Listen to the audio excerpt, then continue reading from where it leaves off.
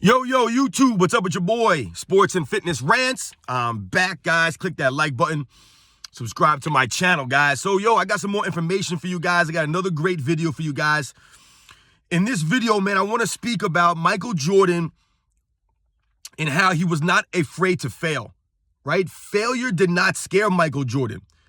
As a matter of fact, someone like Michael Jordan actually used failure as fuel. And that's what I want to talk about in this video, guys. I'm going to go over a situation, an instance where Michael Jordan showed that he was not afraid to fail and how failure motivated and pushed Michael Jordan to the greatness that he achieved. So when we think about Michael Jordan, guys, and we think about his greatness and everything that he achieved in his life, even off the court, it's his mindset might be his greatest strength, right? His mind, his competitiveness, his, ability to raise his level of play, to not be afraid of the moments, right? We talk about Michael Jordan's ability to come up big in clutch moments, right? Michael Jordan is often considered by many people the most clutch player or the most clutch performer in the history of the NBA, right? And the evidence is there. He's proved it many times in his career. And the reason that Michael Jordan was able to achieve that greatness, and the reason why Michael Jordan was able to do these things and become, that clutch performer, is because he was not afraid to fail. Michael Jordan was not afraid of failure. He was not afraid of the moment. Like I said, he used it as fuel, right? And there have been many players in NBA history that have done the same thing, right? These legends, these all-time greats, they're not afraid to fail. They step up in big moments more often than not. And they use failure to motivate them, to push them. So, guys, oftentimes, when Michael Jordan is spoke about, we often talk about his greatness, right? The moments, the iconic moments that he's had in his career, right? And there's so many things to talk about. But in this video, guys, I want to talk about Michael Jordan in the 1990 three-point contest. That's right, ladies and gentlemen, the three-point contest. I'm not speaking wrong here, guys. The three-point contest, not the dunk contest. In 1990, many of you may not remember, or you may not even know, that Michael Jordan competed in the NBA All-Star Weekend three-point contest. And he did terribly in the contest, right? I believe he tied the NBA record at that time, I believe with Detlef Schrempf, for the lowest score in a three-point contest in the NBA history. I believe he has the record. I believe he scored 4 or 5 points in that round, in that contest. But it's not about how he did in the contest that I want to talk about in this video, and that's not important. Because like I just mentioned, how many of you guys even remembered he did the three-point contest in 1990? Or how many of you even knew that he did the three-point contest in 1990? Most people don't either remember or even knew that he did the contest. He even competed in it. Why is that? Because Michael Jordan's career and resume is filled with so many triumphs, right? Just so many great things that no one talks about the 1990 three-point contest, right? It's not important in the overall, in his overall resume, in his greatness. When we speak about Michael Jordan, it doesn't matter that he got 4 or 5 points, whatever he got in that 1990 contest. But the point of this video, guys, that I want to come across is the failure, that Michael Jordan was not afraid to fail, right? So when we think about the three-point contest, that's usually designated for three-point shooters, right? Specialists, especially at that time, guys. We're talking about 1990, not 2015 or 2010 or 2020. We're talking about 1990, where if you took 3, 4, 5 three-pointers a game, that was considered a high volume of three-pointers taken. Three-point shooting wasn't a thing like that. It was a niche aspect of the NBA, right? They had specialists that would shoot three-pointers, guys like Dale Ellis and Chuck Person and guys like that, these shooters, Reggie Millers, these guys that were specialists at hitting three-point shots, right? These guys were long-range bombers of that era, the Mark Prices of the world, right? Larry Bird was a great shooter in that era. You guys like Craig Hodges, guys like Jeff Hornacek. These are the kind of guys that would win the three-point contest. You wouldn't think of someone like a Michael Jordan. And it's not because of Michael Jordan's inability to shoot. It's due to the fact of the three-point contest, the parameters of it, the way that it's designed. It favors pure shooters, and it favors spot-up shooters, guys who specialize in three-point shooting at that time. Like I told you, it's the 90s, guys, where people who shot three-pointers were usually specialists. Or they were pure shooters, just really good shooters, like a Larry Bird. So when Michael Jordan decided to compete in the 1990 three-point contest, in his mind, I'm thinking that he must have thought that he would have done better than what he actually did. Because if you go back and you look at Michael Jordan's career, right, those first, 4 or 5 years in the league, and you look at his three-point attempts, they went up. And I believe in 1990, he averaged about three-point attempts a game. 3, which was high for him. I believe that might be the second highest of his career, that amount of attempts of threes. But he shot 37% from three-point range that season, 37%, which was excellent, especially at that time. Like I said, Michael Jordan was not considered a three-point shooter, a quote-unquote three-point shooter, or a quote-unquote specialist, or a pure shooter. And yet, he was able to shoot 37% from three-point range in 1990, shooting averaging 3 attempts a game. Like I said, which was high for him. So I'm assuming that Michael Jordan figured that, hey, you know what? I'm starting to get really good at knocking these three-point shots down at a decent, rate. Why don't I go out there and have some fun in this three-point contest? That's just my thought of what he might have been thinking, guys. I don't know. I don't know if Michael Jordan thought that he was going to actually win the contest. We know his competitiveness, but at the same time, like I said, he wasn't afraid to put himself out there. All right, this was a guy who was, always talked about as a Air Jordan, right? His aerial assault, right? His creativity, the dunk contests that I mentioned that he's competed in and he won before this. No one would have thought Michael Jordan would compete in a three-point contest. As a matter of fact, if you go down the list of the All-Star Game contests, right, in NBA history, and you think about players to win the slam dunk contest, I don't think there's ever been a player to win the slam dunk contest and compete in a three-point contest. Now, the only guy that I can think of that maybe competed in a dunk contest and a three-point contest, in my mind, is maybe Ray Allen, guys. You guys can fact check me. I can't recall. Maybe a Ray Allen. I don't think Kobe competed in a three-point contest. I could be wrong. Maybe I'm wrong. Like I said, guys, these are the only people I can think of in my mind. But when we're talking about, at that time, we're talking about, like I said, 1990. For Michael Jordan to compete in a three-point contest at that time was unheard of. Especially, like I said, considering he was a 2-time slam dunk champion and he wasn't considered, like I said, a quote-unquote three-point shooter. So when we think about the three-point contest, guys, and how I mentioned how it's suited for people who are spot-up shooters or guys who are pure shooters, and I mentioned some of these players that have won, who won in that era, guys like Craig Hodges, who was just a pure shooter, right? Just a pure spot-up shooter. Guys like Larry Bird, who is a pure shooter. Larry Bird's not a spot-up shooter, but he's a pure jump shot, right? He's a pure shooter, man. Larry Bird, knock it down. I believe Larry Bird won 3 in a row, and I believe Craig Hodges won 3 in a row right after that. Guys like Mark Price, who I believe won 2 three-point contests, who are pure shooter, right? These guys were shooting 90% or above from the free throw line. Guys like Mark Price leading the league in free throw percentage. You had guys like that. And I believe in that NBA three-point contest in 1990, I believe it was Michael Jordan, Craig Hodges, Craig Elo, Larry Bird, I believe, was in that one. Mark Price, I think, was in that. Reggie Miller was in that three-point contest. I mean, just look at the names that I've just said. Michael Jordan is not a better pure shooter than any of those guys.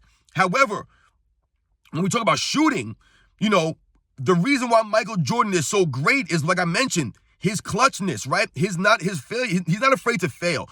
So if I needed a last-second shot, I would pick Michael Jordan over any player in NBA history, guys. But we're talking about the three-point contest and how it's designed, right? It favors spot-up shooters and pure jump shooters, guys who specialize in that kind of shooting. And like I said, the names I just mentioned, Michael Jordan was not a better three-point shooter or a better pure shooter than these guys. Michael Jordan never shot 90% from the free throw line like some of these guys that I mentioned have in their careers.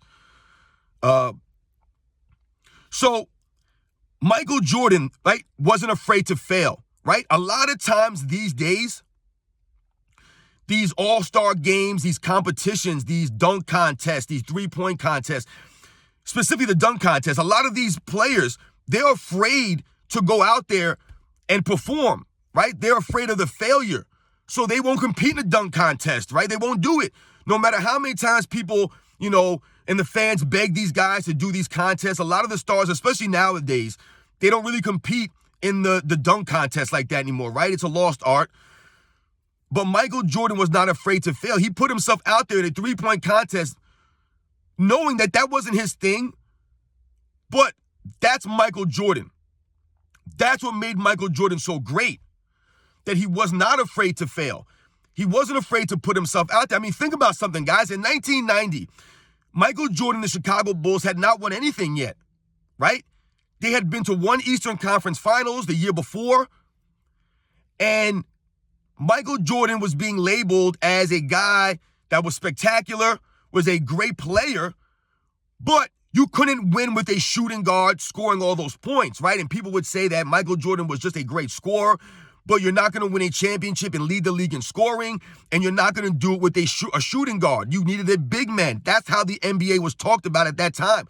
So you have to think, this wasn't like Michael Jordan was fresh off a championship, or he won, back-to-backs, or he was, he won a three-peat, and now he was competing and he's putting himself out there. This was 1990 Michael Jordan, who had won literally nothing team-wise, and people were doubting his greatness as far as him ever winning. He was not afraid to put himself out there on that three-point competition during All-Star Weekend, out there by himself, right? And then, like I said, having that terrible round, tying the record for the lowest output in a three-point contest. Does anybody talk about that? No. Nobody talks about that in Michael Jordan's resume. No one talks about that in the list of greatness that he's exhibited in his career. No one mentions the 1990 three-point contest. It doesn't matter, right? It's not important. And when you think about his career as a whole, absolutely, the 1990 three-point contest means nothing, which is why no one talks about it or brings it up or mentions it.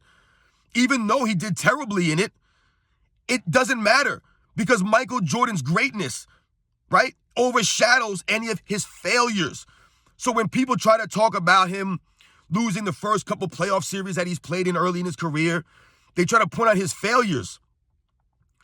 Michael Jordan's greatness overshadows any of his failures in his career. Michael Jordan did more in less time than every other all-time great. And like I said, his iconic moments, his greatness, all the things that he achieved in his career far outweigh any of these little negative things, like the losses in the first couple of years in the league, or him competing in the 1990 three-point contest and doing miserably. And that's the point of this video, ladies and gentlemen, that I want you guys to understand and appreciate, is that Michael Jordan was never afraid to fail, right? Failure was part of who he was. Failure was what he used to motivate him, to push him. You've heard other all-time greats talk about failure, and you've heard other all-time greats talk about motivation and what motivates them to be the greatest, right? To be the best. And failure is a big part of that for a lot of these guys. They use that failure. It burns inside of them, and they want to raise above it. And in the case of someone like Michael Jordan, that's his entire career. Those failures in those first couple of playoff losses against the Milwaukee Bucks and the Boston Celtics and getting beat up by the Detroit Pistons, those failures is what made Michael Jordan who he ultimately became. You can clearly see that teams like the Boston Celtics, like the Detroit Pistons, made Michael Jordan, hardened him. That failure pushed him to greatness. They're part of the reason for that. Michael Jordan getting beat by his younger brother growing up, constantly losing in the backyard, getting beat down by his older brother Larry, that was part of it. That failure, right? That motivated him. That made him part of the competitor of who he was. When you think about Michael Jordan not making the varsity team as a sophomore or something, I believe, and him being upset about that, and people have talked about that many times, right? him not making the varsity team and how that motivated him and pushed him. Failure. You know, sometimes you'll hear these Jordan detractors talk about Michael Jordan fans as if we only talk about his achievements. Or you'll hear people say things like, oh, you guys act as if Michael Jordan's career started in 1991. And I don't know any real Michael Jordan fans that ever do that or act like that. Because for me, as a Michael Jordan fan, I appreciated those early seasons of Michael Jordan's career. To me, like I said, that's what made Michael Jordan who he was. Those failures, pushing through those teams, going through those battles, right? He earned it. He earned his stripes. To me, that's what made Michael Jordan great. That was part of it. Didn't take away from his greatness. No one believes Michael Jordan's career started in 1991. Only those Jordan detractors will act as if that was the case.